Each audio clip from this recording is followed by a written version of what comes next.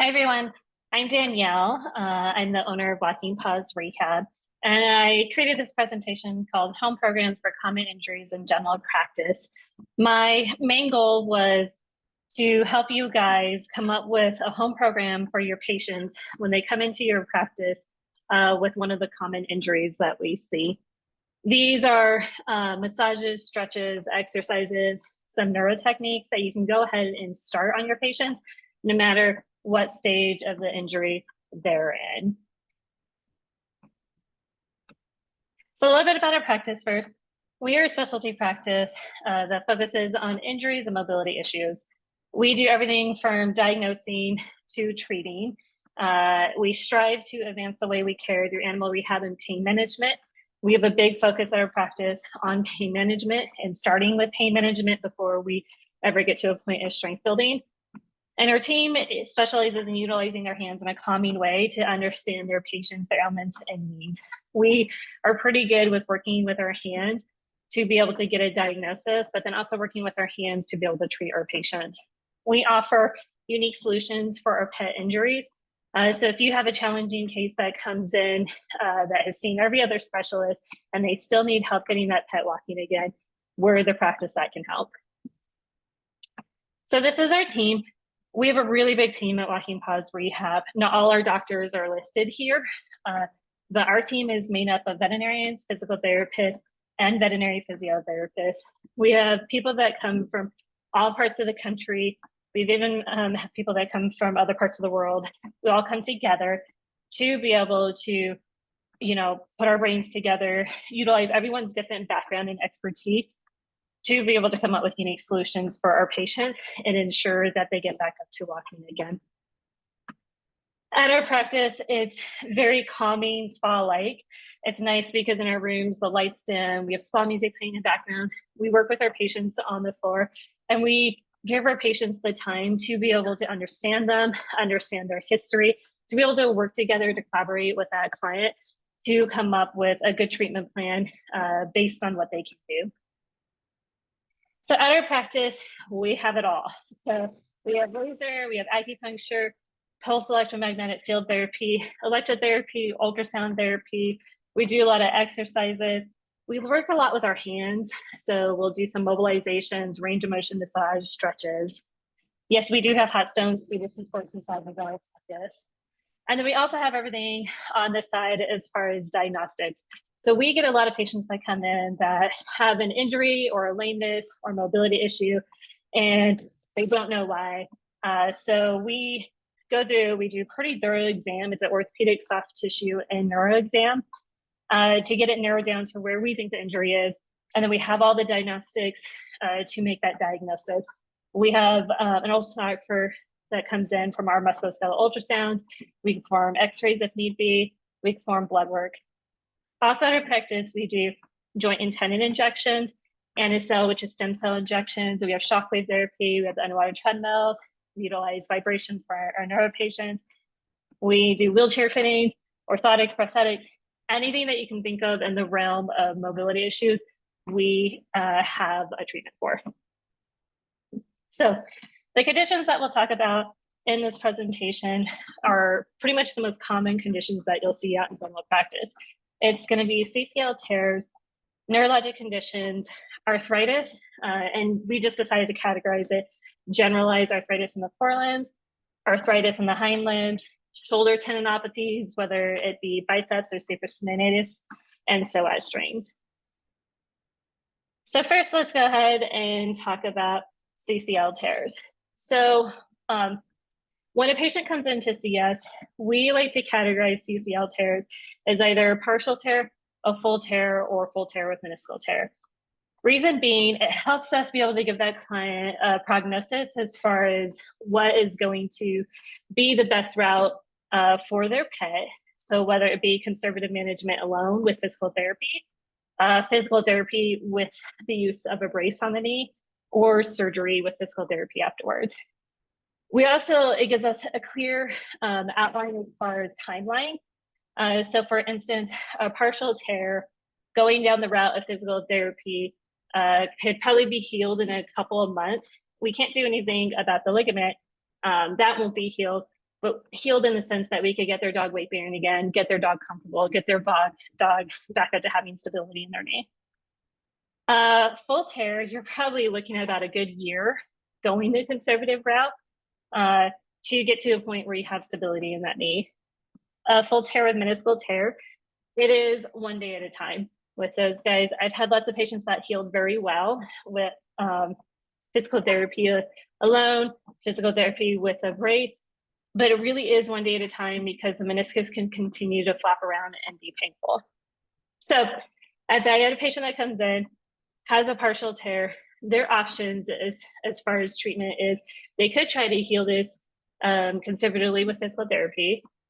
They could go down the route of physical therapy with a brace to stabilize the knee, or they can go forth with surgery as their options moving forward. A full tear needs stability. So if we're diagnosing a full tear, I aim to at least put a brace on that knee if they're not going to go forth with surgery. Same knee with a full tear with meniscal tear. We like to have stability with the knee. So we'll place a brace on, go forth with physical therapy, or go forth with surgery. So how do we heal CCL tears conservatively? Our main goal is to relax the hip flexors and get rid of the trigger points that are often there from the dog holding up their leg. After that, it's reduce swelling, reduce pain in that knee. And our big goal is to rely on muscles to play a role in stability of the knee. So we want those muscles to fire isometrically, fire quickly. That way, when that foot hits that ground, those muscles are already engaged to prevent that tibia from shifting forward. And we rely on the medial buttress. The medial buttress is that scar tissue on the inside of the dog's knee that is being laid down to essentially be their own internal brace. So that scar tissue is being laid down to prevent that tibia from shifting forward. So you can take a patient that has a CCL tear and get them back up to walking comfortably again and having stability in their knee by bringing back motor control to those muscles and relying on a medial buttress. And you could take a patient, place them in a knee brace, do physical therapy where you're focusing on these muscles and building up scar tissue, and get to a point where you're 6 months out from physical therapy. You can go through and you do your jaw test and your tibial thrust. And if you get negative jaw, negative tibial thrust, you could start working your patient out of the brace. So this is Mowgli right here. Mowgli is a patient that was owned by a veterinarian here in Boulder. He has boxer cardiomyopathy, seizures. He has severe hip dysplasia in that right hip. He is not an anesthetic candidate for surgery. He had a full CCL tear with a meniscal click, and here he is with use of physical therapy and bracing back up to hiking again. So when a CCL tear happens, one of the things we know is that there's lack of motor control to the muscles that play a role in stabilizing the knee. So the hamstrings, they come down and they attach to the tibia, and they are in charge of pulling that tibia caudally and plays a role in preventing tibial thrust. So we will do exercises where we're asking those hamstrings to fire while we're tapping the hamstrings to get them to fire quicker. We'll do exercises such as rock backs, backward steps, caudal weight shifts to help build up those hamstrings to take the role of that ligament. So this dog right here, this is Suka. Suka was a full CCL tear with a positive meniscal click on my exam. This is her 1 month after injury, still non-weight bearing. They went and met with an orthopedic surgeon. Surgeon recommended surgery, owners declined surgery. Then they scheduled an appointment with us. And this is Suka 2 months into physical therapy with a brace, walking pretty comfortably again. We got Suka to the point where she no longer needed her brace. Her knee was not going in cranial jaw or tibial thrust anymore. And so we were able to pull her out of the brace. And she is actually, I think, 5 years out from this injury right now with no setbacks, still doing good on that leg. So you have a patient that comes into your practice, has a CCL tear. What can you recommend to that client to go ahead and get started on, no matter what route they go? no matter if they want to go forth with physical therapy, they want to go forth with physical therapy and placing a brace on the leg, or if they want to go forth with surgery with physical therapy afterwards, you can go ahead and get started on a home program right away to bring that dog comfort, to reduce swelling in that knee, to relax the muscles, and to automatically start getting those hamstrings firing. So in my first phase, it's very much focused on pain management and relaxing everything. So one of the things I would recommend to clients is get an ice roller and do cold compresses to the stifle right at that patellar tendon to reduce the swelling in the knee. I would recommend heat to the hip flexors. The hip flexors are always really tight with trigger points because the dog is holding the leg off the ground. And so they're keeping those hip flexors in a shortened position. So doing warm compresses high up in the hip flexors, doing massage to those muscles, and adding in a sartorius and quad stretch would help that dog with comfort and just getting that leg back down to the ground. So after you get past this phase of, hey, you got pain under control, you got swelling down, the muscles are nice and relaxed, the dog is better weight bearing. The next step is our second phase, and it's really on those isometrics and getting those muscles to fire quickly. So we will do weight shifting exercises, we'll do rock backs and step stretch. So I always recommend clients to just grab a hot or cold gel pack, and they could place that on cold around the knee. Then they could take that same gel pack and microwave it, or utilize a dry heating pad, and they could wrap it around the high up on the hip flexors, so on the front of the thigh, and they could keep that on for about 15 or 20 minutes, just make sure they check the skin, and they could do that multiple times a day. We have some patients that will be recommending cold and heat about 4 times a day, just like you would with the hindlimb.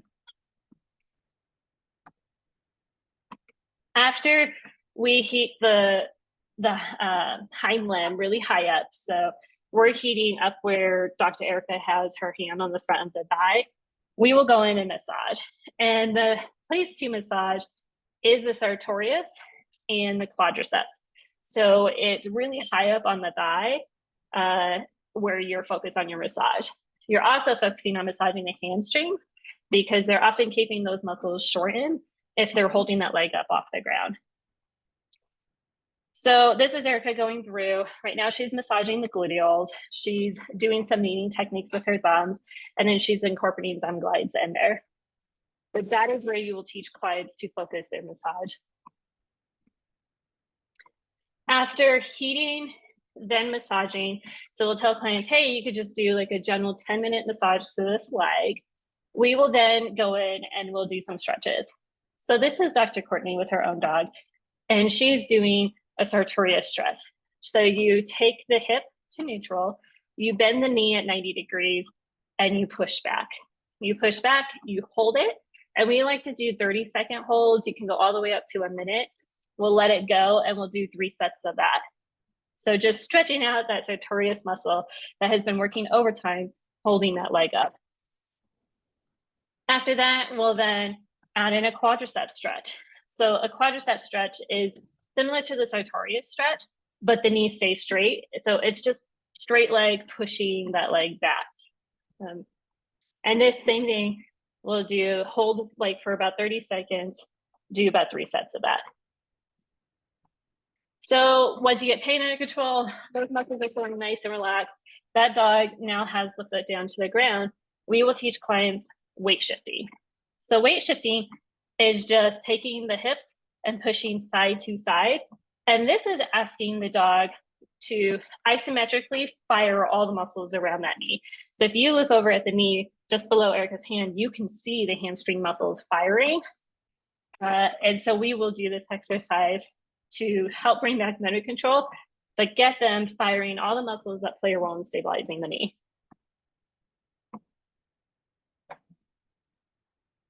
Another exercise you can teach clients is rock backs. So this is just taking a treat, pushing it into the dog's nose and bringing it forward. It is a small movement. It's literally just moving the dog's nose about 2 inches back, but that dog is going to flip back and forth. So they're gonna fire I play this again, they're going to fire the hamstrings, then they're going to fire the quads, then they're going to go back to firing the hamstrings. And if you go faster and faster, this speeds up motor control to those muscles. So motor control is the ability to fire those muscles quickly when they're needed. When dogs have CCL tears, we know when that foot hits the ground, they are not firing those muscles quickly. And so there's lack of motor control leading to more instability in the knee. So our goal is to fire those muscles, already have them engaged the moment that foot hits that ground to prevent that tibial thrust from happening. Another great exercise that you can teach clients is step stretch. So it doesn't have to be high. So this little dog's on a really high step stretch because he's pretty advanced, but it could literally just be 2 inches off the ground. So just going up to a curb is good. We will have people take fit pads or like yoga blocks and place them down and have their pet stand on it and have that dog do different head movements. So this is Dr. Allison. She will do a step stretch and she'll have that dog reach forward. When the dog reaches forward, they are stretching all their hip flexors. She'll have the dog rock back. That way they fire the hamstrings. And if you take the head to the left, they will weight shift to the right hind limb. And if you take the head to the right, they will weight shift to the left hind limb. So you could do little movements of like, hey, the head's going to go forward, the head's going to go back, head's going to go to the left, the head's going to go to the right to get that pet to weight shift again.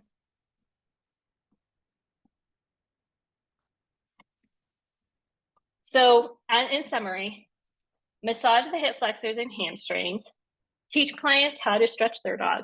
So how to do a sartorius and quadriceps stretch, teach them how to do basic weight shifting, how to do rock backs, and how to do a step stretch.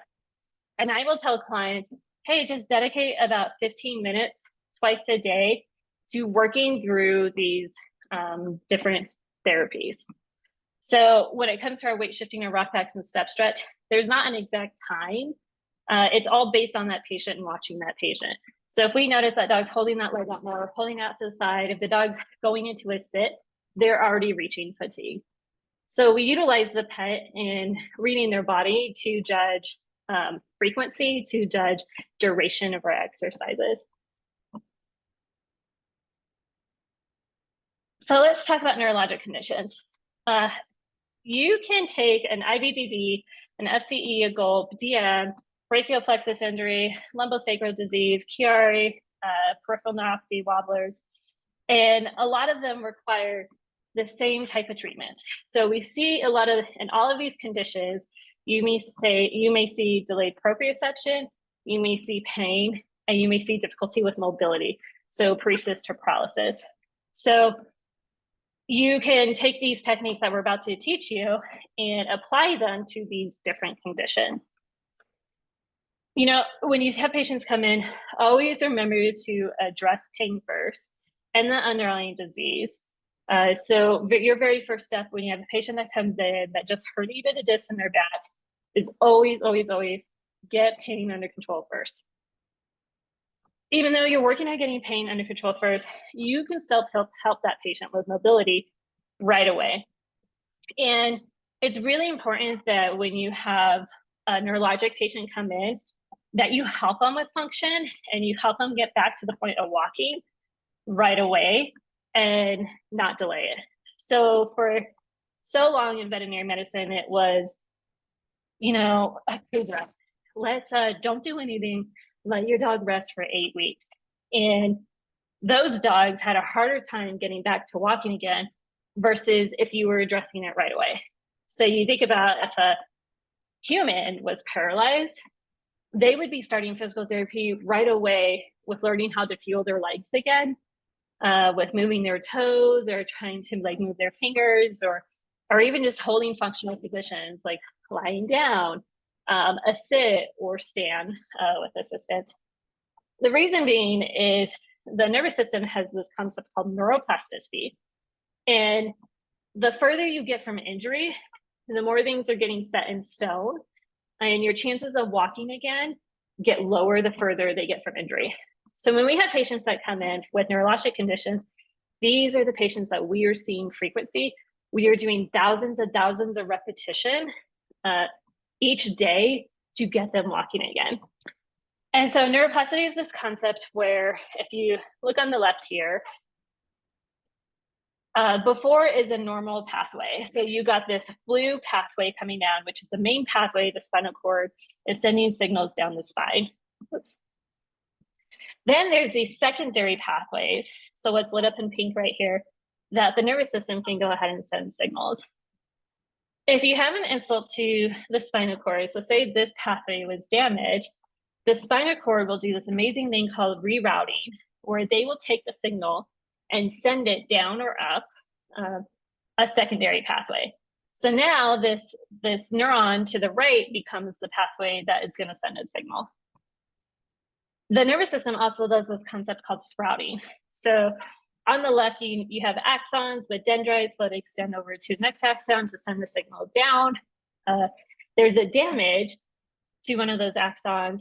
The neighboring neurons will go ahead and extend dendrites onto its neighbor to be able to send signals. So this concept of neuroplasticity that includes rerouting and sprouting only happens if you're sending signals down the spinal cord. So if you're not helping that pet feel their legs, if you're not teaching them how to hold functional positions or how to transition, or doing those movements that they used to do before that they can no longer do, they will not create sprouting and they will not reroute signals, which means they won't walk again.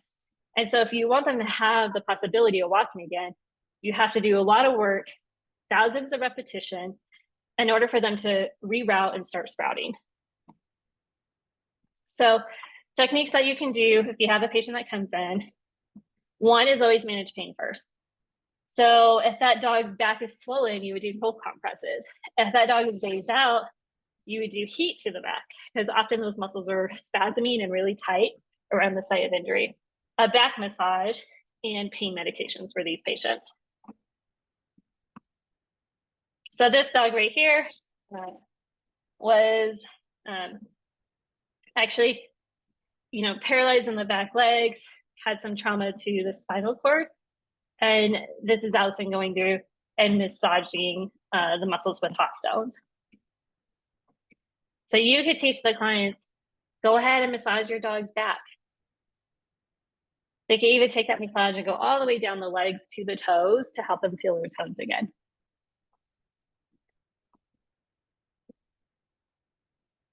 So techniques for neuro patients, once you get pain under control, you're very focused on sensory input and mimicking movement patterns.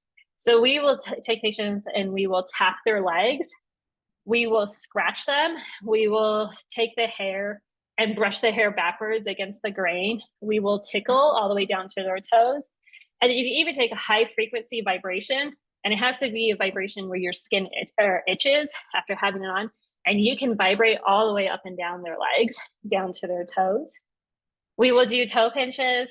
We will do bicycling, because that is a normal gait pattern movement that they do in walking. And then it's getting range of motion of their legs. We will do proprioceptive toe drags. And we will do all of these in different functional positions. So we will have that dog hold a startle, hold a sit, hold a stand, while we go through and we vibrate, tap, and tickle, or do toe pinches or bicycle those legs. So for neuro patients that come in, your main focus is proprioception. And in order to feel proprioception, you have to put in the neurologic input. So we will tell clients, bother your dog's legs. They can't feel their legs. Help them, shake those legs, scratch them, vibrate, tickle, annoy their legs. That way you're putting in signals, sending it up the spinal cord in hopes that a pathway will open up.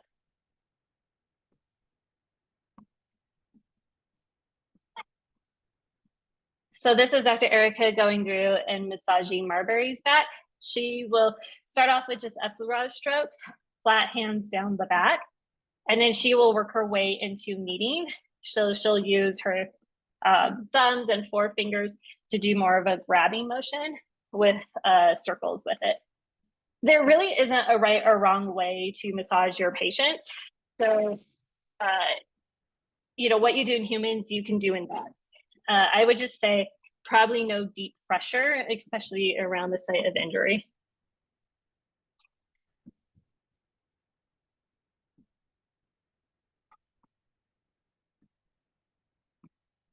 tapping, scratching, vibrating. So this is one of the doctors going through and scratching against the ground, happening right now, while we're asking that dog to hold a functional position, such as stand. We have the dog on proprioceptive mats. Just having those little nubbies helps stimulate the bottom of the toes. So when you have a patient come in, you can tell that client, utilize grass, utilize sand, utilize gravel, a doormat, anything to stimulate the bottom of the toes too. At our practice, we have these wands that vibrate. So, and we sell them in our practice too. But we will have clients go through and vibrate down the leg, all the way down to the toes, even on the bottom of the toes. And if your patient starts reacting and pulling away, that is a good thing. That's what we want. We want them to feel their legs again and react by pulling away. Toe pinch is another technique you could teach clients. This is utilizing that withdrawal reflex that we were taught on doing our neuro exam as a neuro technique. So she is grabbing the webbing, curling the toes down while also slightly pinching the webbing. So that way that dog pulls away. That is the first motion a dog has to do to get from a lateral to a sternal position, or even from like a sit, getting those legs tucked in. Or during walking, they have to be able to lift and pull their leg up to be able to swing through during their gait. So the withdrawal motion is very important for dogs to learn, to be able to transition, to get from a lateral to a sternal to sit, sit to stand, and to be able to walk again.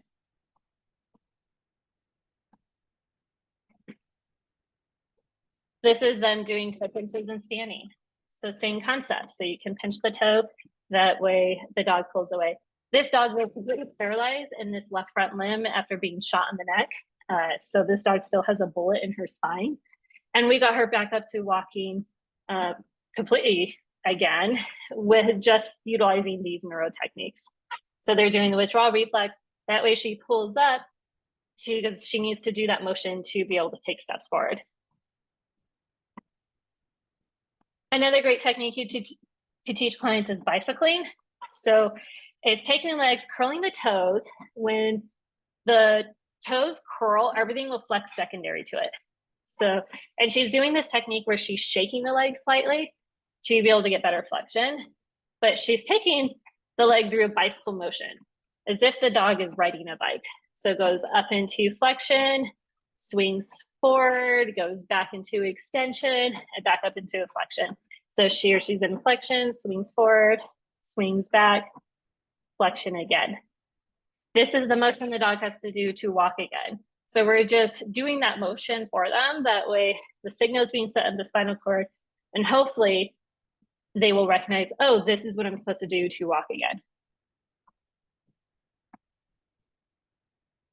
This is a little bunny where we're going to go through and we're going to bicycle in a standing position. So a little bit of that gait patterning. I do the shaking of the leg to break up that extensor tone to be able to flex the leg and swing it through. So with your neurologic patients, just remember, you have to teach them all the baby steps to get to walking again.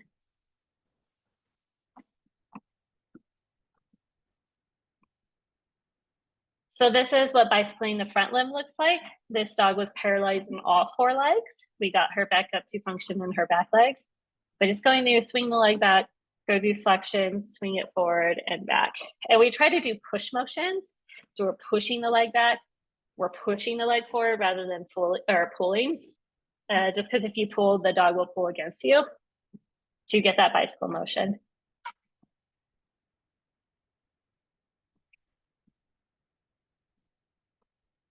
Proprioceptive toe drags.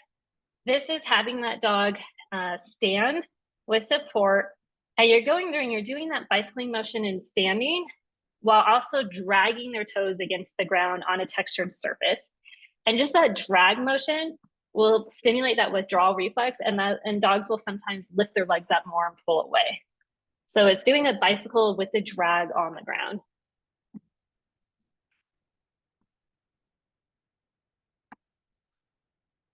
And this says Luna getting her proprioceptive toe drag in the bed. This is her pretty early on in her condition. We actually got her back to walking on hind limbs, and she ended up getting a wheelchair where all she needed was front wheels.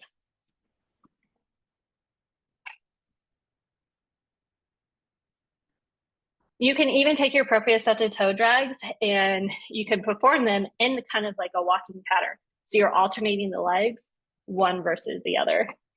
And she's reacting, she feels it. So you can see when we drag them, she tries to pull them away and take the step on her own. So in summary, patient comes in, you have a down dog. First thing you teach that client is massage that back, hit that back, get pain under control, tap those legs, scratch those legs, vibrate, perform toe pinches and lateral and sternal and a sit, bicycle those hind limbs and front limbs if needed, and perform proprioceptive toe drag if that patient can stand. The other concept with neurologic patients is learning functional positions. It is really important when you have neuro patients that you help them do basic things in their life, such as a dog has to learn how to hold a sternal, hold a sit, hold a stand, and they have to be able to do that, and they have to be able to transition to be able to get up to a stand to walk again. So think about it. A patient has to learn, you have a paralyzed patient, they have to learn how to go from lying lateral to popping sternal again. And then they have to learn when they're sternal how to push themselves up into a sit and how to get their hind feet tucked in. From that square sit position, then they have to learn to push off of those hind feet to be able to stand, and then it's walking. So we will have patients hold functional positions, just hold that sternal, just hold that sit, hold that stand, while we go through it and we do neuro techniques such as hip bouncing, perturbations, which is like weight shifting, and cookie reaches. Once they got that down pretty good, they could hold their sit, they could hold their sternal, they could hold their stand. We will work on the transitions through those different motions. So it'll be pulling those legs in to pop from lateral to sternal, going from a sternal to a sit to a stand back down to a sit, and a sit to a sternal. So this is Walter. Walter was paralyzed in all four legs, lost his ability to bark. He had no deep pain. We did get him up to walking again. So he was a huge success. But this is him just learning to hold that sternal while Erica's going through and doing some weight shifting. So she's rocking the rocket board. You can even do this with your hands. You can push them side to side to get that weight shifting motion. But he's learning to fire all his core muscles to hold the sternal. This is Boone. Boone is holding a sit while Dr. Erica goes through and she does little hip bounces. And then she'll even do some weight shifts side to side. So it's just little small movements where you want them to work on their balance and you want them to work on firing their muscles.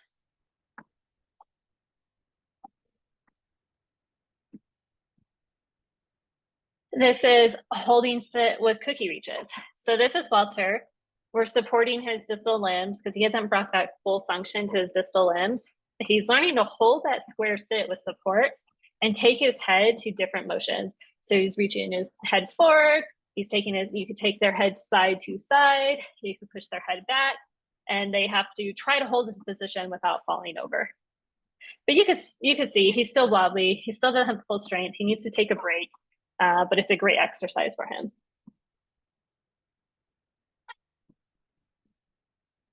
This little corgi right here that was paralyzed in the hind limbs is back up to standing. And Dr. Sam is just going through and doing perturbations, which is just standing, a little weight shifts back and forth.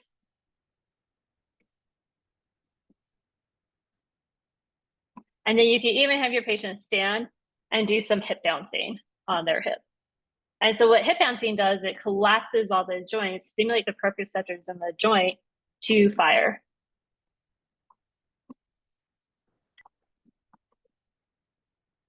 And now she's doing bounces above the knee. In a stand position, you can have the patient do cookie reaches.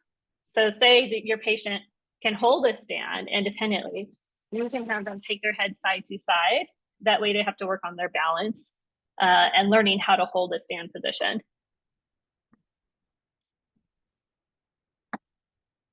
Transitions. So they can hold functional positions now. Now it's teaching them how to transition. So this is Courtney teaching her dog how to go from lateral to sternal, sternal to sit, sit to stand. And then she's going to reverse it and go from a stand down to a sit, down to a sternal, and down lateral again. This is the motion that we want our patients doing every time when they got to get up to go outside to go to pee. What we don't want is clients just lifting their dog up and they're missing all those baby steps to help build that dog independence for that dog to be able to get themselves up on their own. So to repeat this video, she brings the head to the side. So the dog pops sternal.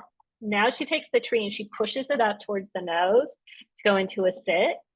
And then from the nose, she goes straight forward to go into that stand. When you want a dog to sit, the head goes up, the butt will drop down. And when you want the dog to go from a sit to a sternal, the hand goes to the ground. And then the dog will roll over. Same thing, head goes back and up. And then treat goes forward for the dog to go from a sit to a stand.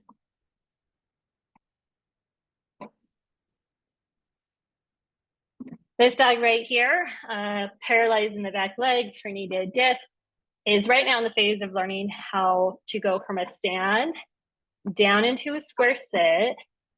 And often you have to take your hands and guide them because patients that have upper motor neuron signs in the hind limbs, they will just fall back and their legs will shoot out straight. But we want them to learn how to keep those legs flexed and go into a flex sit and then back up again. And then anytime the patient goes into abnormal positions, just correct their feet. So put their feet where they're supposed to be. Transitions are much harder when you have extensor tone. So we are constantly doing a lot of work repositioning their legs to help them out. So this dog actually has a 1-year history of not walking in its back legs. And this is Dr. Shelby teaching that dog how to get up. You see the dog's legs are going to shoot out, so she's going to flex, pinch those toes, use the toe pinch technique so that way the dog can get its toes and feet underneath them. And the dog goes into a stand. And she's correcting anytime the dog knuckles, she corrects it.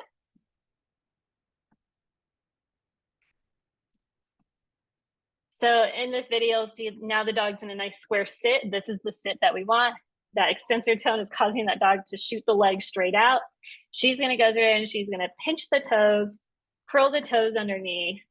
That way the dog uses that withdrawal reflex to pull their own leg in. This is what we want to do anytime the dog puts their leg in an abnormal position. So you get them completely tucked under before you ask that dog to stand or before you ask them to lie down. So now she's supporting that dog, utilizing her body behind the dog. So she positions herself that way, she's kind of supporting all on the back end to help that dog go down. And then she uses her chest to push on top of the dog to go down in the correct position.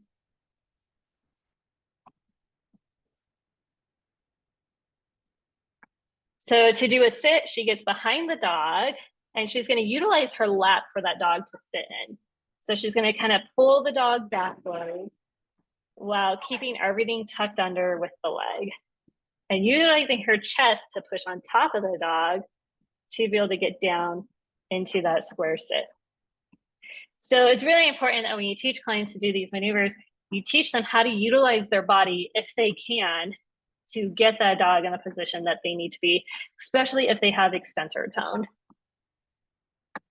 So altogether, patient comes in, they have neurologic signs. Very early on, you could teach that client to have their dog hold a sternal, hold a sit, hold a stand, to add hip bounces, perturbations, and cookie reaches in there, and to practice going from lateral to sternal, sternal to sit, sit to stand, stand to sit, sit to sternal. So go through all the different transitions.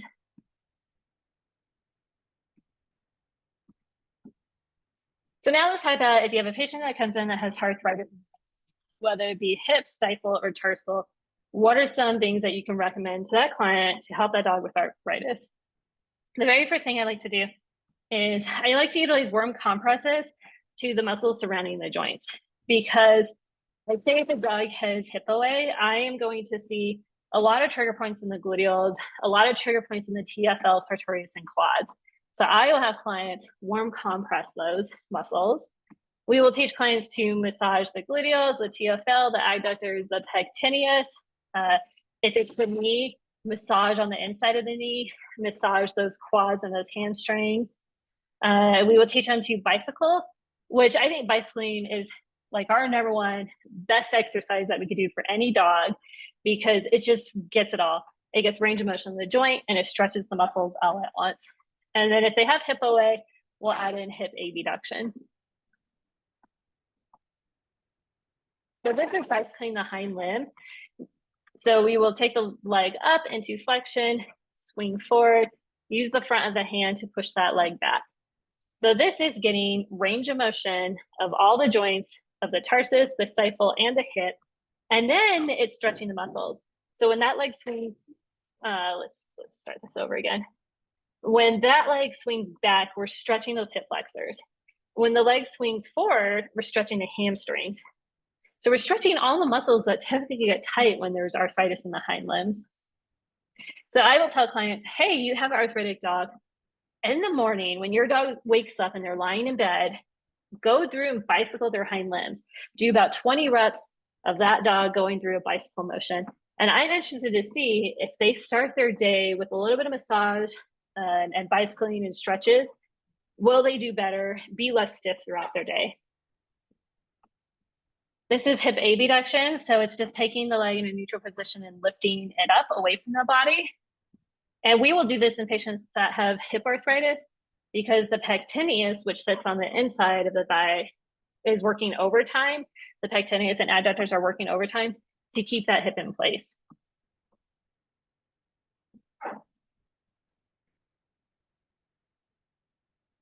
So in summary, teach clients how to massage those gluteals, the TFL, the adductors, the pectineus, that entire thigh musculature, teach them how to massage that. Have them bicycle the hind limbs and have them do hip abduction so they can lift that leg. It's a stretch. So stretches, we're holding for 20 or 30 seconds, letting go, doing 3 sets about that. Bicycling motion, they could do about 20 reps of that. Say you have a patient that comes in that has arthritis in the forelimbs. So whether it be shoulder, elbow, very common, or carpus. Same thing, have them heat the muscles surrounding that joint. So for instance, if it's an elbow arthritis patient, they are likely gonna have really, really tight triceps, tight biceps going all the way down to the elbow. So I would teach clients to do massages, circular strokes on the inside of the elbow. Their rhomboids between their scapular blades on the top of their shoulders are gonna be very tight, because most of their movement is likely gonna come from their upper back. So when they go through and they do their swinging phase, they're gonna lift their upper back rather than bending their shoulder or elbow or wrist if they have arthritis. So that is where you focus on massage. And then same thing, let's go ahead and bicycle those legs. Let's take those joints through range of motion. Let's stretch out those muscles that are really tight. So this is Bailey getting a forelimb massage. So we will teach clients just to do wide circular strokes. She's going down on the front, on the top, and on the back of the shoulder blade. So on the back, she's doing triceps. On the front, she's doing biceps now. On the top, it's rhomboids. On the back of the scapula, it's TFL, or not TFL, teres major. But we will just teach clients that upper limb, lots of massage, the muscles all around the upper limb.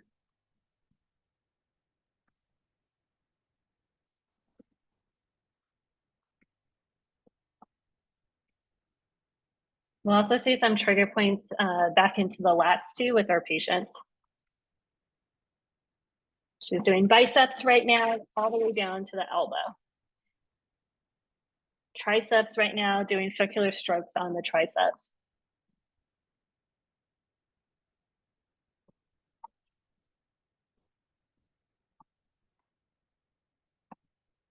And this is bicycling, again, the forelimb. So pushing the limb up, swinging forward, swinging back, back up. about 20 reps of bicycling to the front limbs.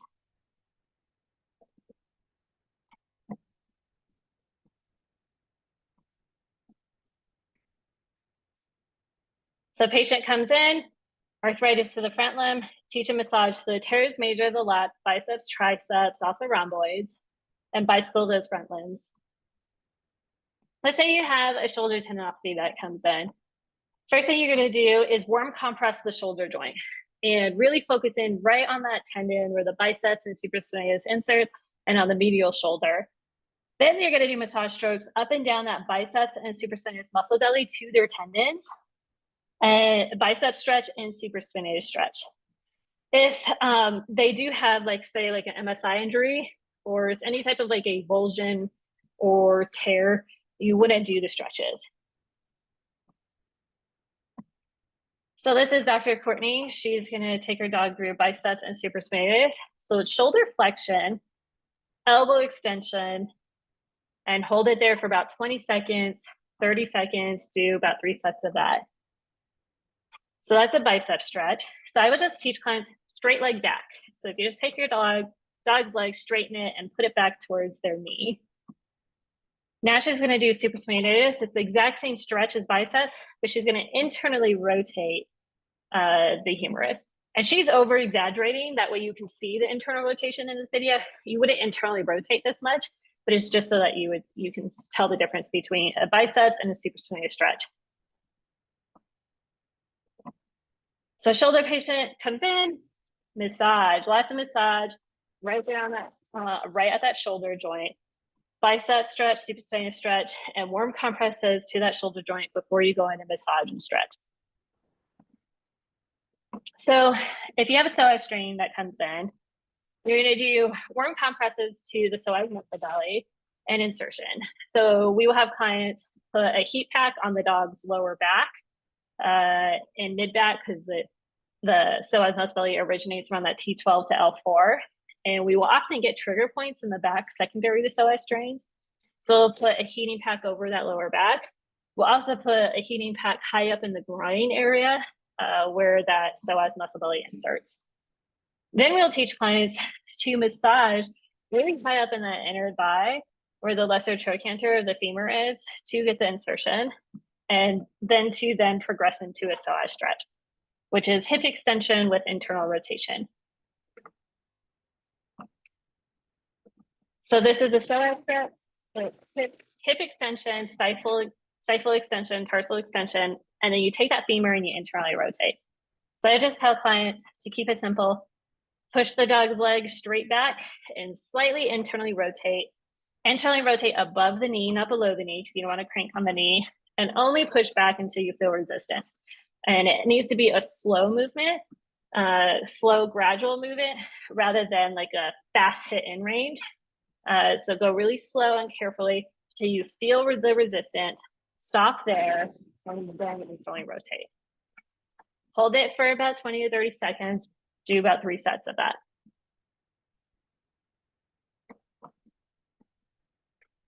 So in summary, utilize your heat, utilize your massage, utilize your stretch for a psoas strain that comes in. And that's everything that I have.